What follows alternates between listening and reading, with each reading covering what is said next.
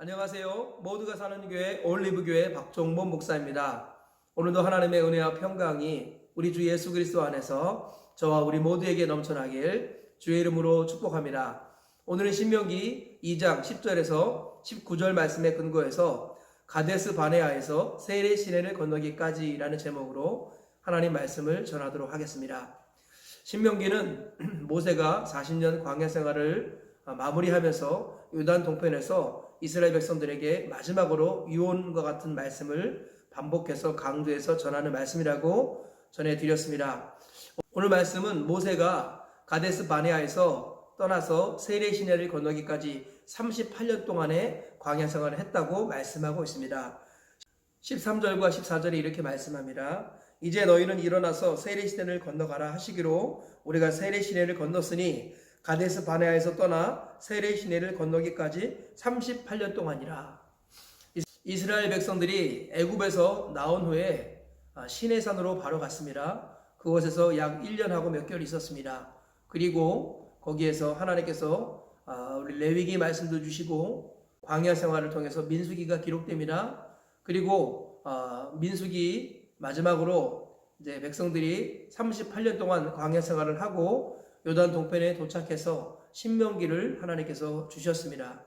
그래서 이스라엘 백성들이 광야에서 방황한 기간을 정확하게 말하면 38년입니다. 가데스 바네아에서부터 세례 시내를 건널 때까지 38년 동안에 방황했던 삶이 이스라엘 백성들의 민수기이고요. 38년의 방황을 마무리하면서 기록한 성경이 신명기다, 이렇게 보시면 되겠습니다.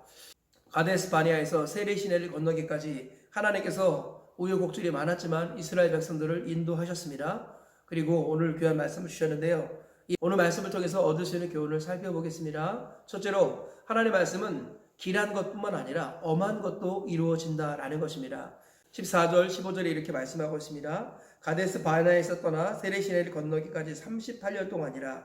이때에는 그 시대의 모든 군인들이 여호와께서 그들에게 맹세하신 대로 진영 중에서 다 멸망하였나니 여호와께서 손으로 그들을 치사 진영 중에서 멸하신 고로 마신내는 다 멸망되었느니라. 가데스 바네아를 떠나서 세례 시내를 건너기까지 38년 동안 광야 생활을 했다고 말씀하시면서 주님이 덧붙여 하신 말씀이 그 시대의 악한 군인들, 악한 시대의 사람들이 다 멸망했는데 하나님이 손으로 쳐서 멸망했다, 이렇게 표현하고 있습니다. 멸망이라는 단어는요, 천국에 가지 못했다라는 이런 의미로 해석하는 것이 옳습니다. 하나님이 우리를 죽이시려고 이곳까지 이끌어냈다. 그러므로 하나님이 세운 저 모세를 죽이고 우리가 다시 새로운 지도자를 이끌고 다시 애굽으로 돌아가자, 이렇게 말을 했던 이런 사람들이었습니다. 그 사람들이 38년 동안 다 광야에서 멸망당했다라고 성경은 말씀하고 있습니다. 이 말씀을 통해서 우리가 얻을 수 있는 중요한 교훈이 무엇일까요? 하나님의 말씀은 길한 말씀도 이루어지지만 경고의 말씀, 엄한 말씀도 이루어진다고 성경은 분명히 말씀하고 있습니다. 이 율법의 말씀을 다 지켜 행하는 자가 복이 있다 라고 성경은 분명히 말씀하고 있습니다. 하나님의 말씀은 다 듣고 지켜 행하는 것이지 원하는 것만 듣고 지켜서 행해서는 안 된다라는 것입니다. 하나님의 말씀에는 크게 보면은 우리 길한 말씀이 있고 경고의 말씀이 있습니다. 그래서 하나님의 말씀을 들을 때 내가 원하는 말씀만 취사 선택해서 드리려고 하는 것은 가장 위험한 발상입니다. 비진리는 뭐냐면은 진리가 하나도 없는 게 비진리가 아니라 부분을 절대화시키는 게 비진리입니다. 그래서 하나님의 진리의 한쪽 부분만을 강조하는 것은 그 부분적으로는 진리일지라도 전체적으로는 비진리인 것입니다. 하나님의 말씀은 양면이 있다라는 거예요. 그래서 길한 말씀이 있고 엄한 말씀, 경고의 말씀이 있다는 것입니다.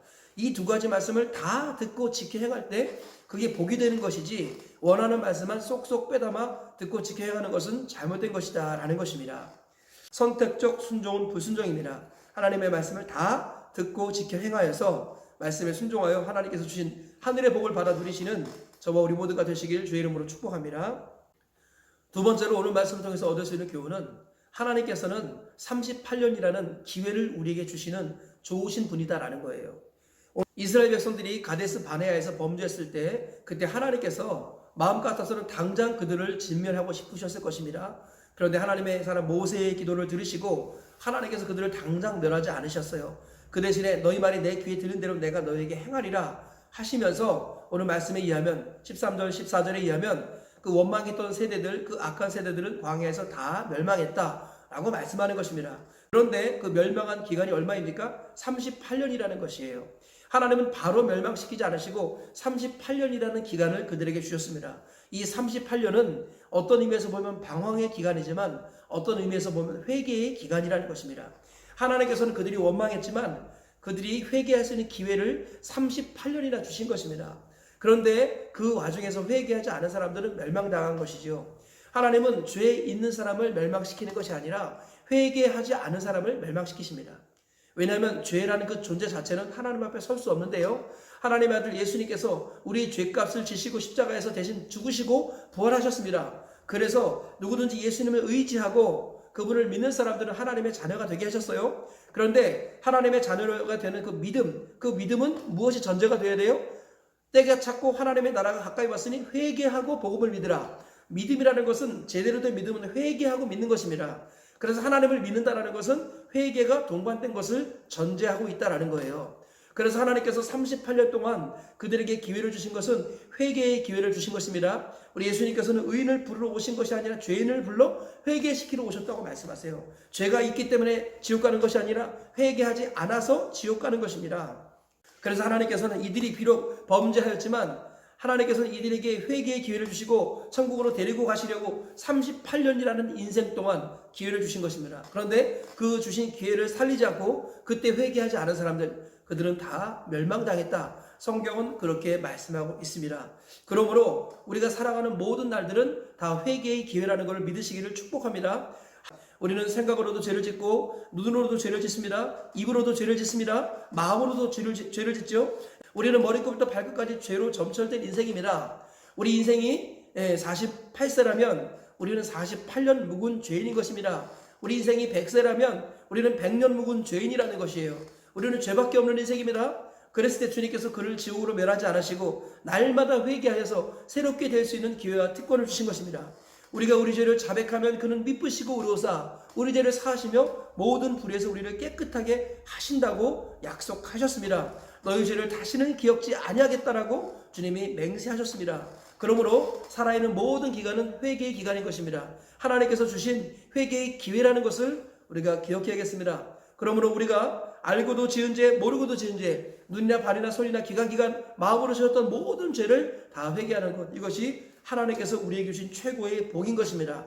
회개는 막다른 골목에서 어쩔 수 없이 손들며 하는 것이 아니라 회개는 처음부터 하는 것입니다. 회개는 하나님께서 우리에게 주신 최고의 복이요 은혜의 선물이라는 것입니다. 회개의 복을 날마다 누리셔서 날마다 새롭게 되고 날마다 깨끗하게 되어서 예수 그리스도의 재림을 준비하는 정결한 신부로 세워지시고 천국까지 들어가시는 저와 우리 모두가 되시길 주의 이름으로 축복합니다. 세 번째로 오늘 말씀을 통해서 얻을 수 있는 교훈은 꿈이 경계를 넘으면 야망이 된다는 것입니다. 오늘 19절 이하에 이렇게 말씀하지요.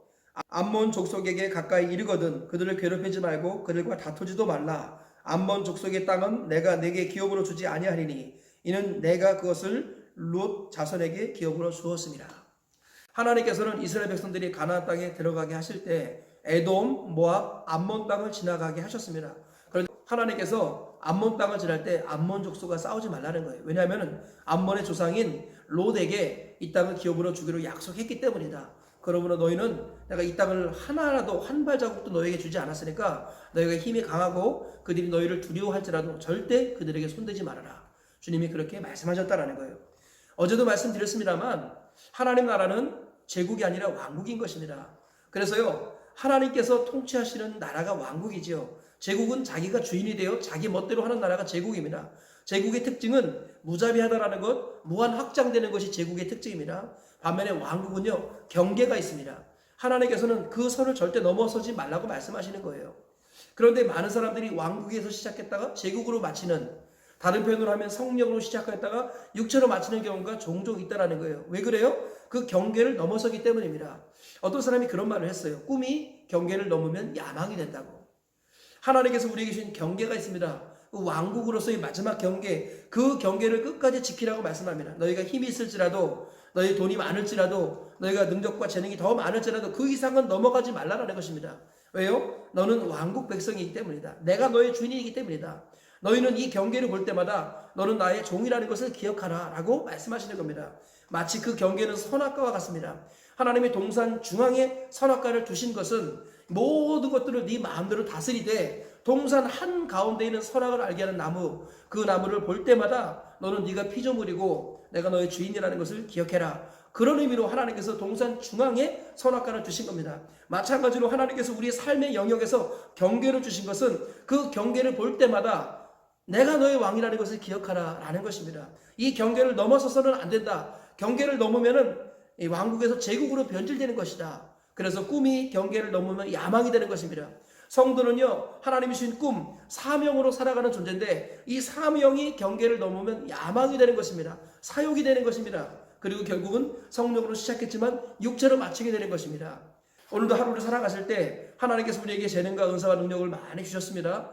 그래서 남들보다 더 많은 일을 하게 하시고 더 큰 복을 주실 줄 믿습니다. 그런데요, 하나님께서 주신 그 경계가 있다는 것을 기억해야 합니다. 그 경계를 넘으면 왕국에서 제국으로 변질되는 것입니다. 사명이 사욕으로 전락되는 것입니다. 항상 그 경계를 잘 간직하셔서 그 경계를 잘 지키셔서 하나님 나라 왕국 백성으로 살아가시길 주의 이름으로 축복합니다. 그래야 해서 궁극적으로 천국에 들어가시는 저와 우리 모두가 되시길 주님의 이름으로 축복합니다. 말씀의 결론을 맺겠습니다. 오늘 세 가지 말씀 전했죠. 첫째로 하나님의 말씀은 길한 말씀뿐만 아니라 엄한 말씀도 이루어진다는 것입니다. 선택적 순종은 불순종입니다. 모든 말씀을 다 듣고 지켜야 하는 것이 복이라는 것을 기억해야겠습니다. 두 번째로는 하나님께서 38년 동안 회개의 기회를 주신 좋으신 분이다 라는 것입니다. 우리가 살아가는 모든 날들은 회개의 기회라는 것입니다. 죄를 지어서 지옥 가는 것이 아니라 회개하지 않아서 지옥 간다는 것을 기억하시면서 살아있는 모든 날 동안 회개의 복을 누리시는 우리 모두가 되시기를 축복합니다. 세 번째로는 꿈이 경계를 넘으면 야망이 됩니다. 사명이 경계를 넘으면 사역이 됩니다. 항상 하나님께서 주신 선악과와도 같은 그 경계를 잘 지키셔서 하나님 나라 왕국 백성으로 삼으셔서 하나님 나라 천국까지 들어가시는 우리 모두가 되시길 축복합니다. 오늘 세 가지 말씀 듣고 하루를 살아가시고 평생을 살아내셔서 마지막에 다 같이 천국에서 만나는 복을 누리시길 주 이름으로 축복합니다.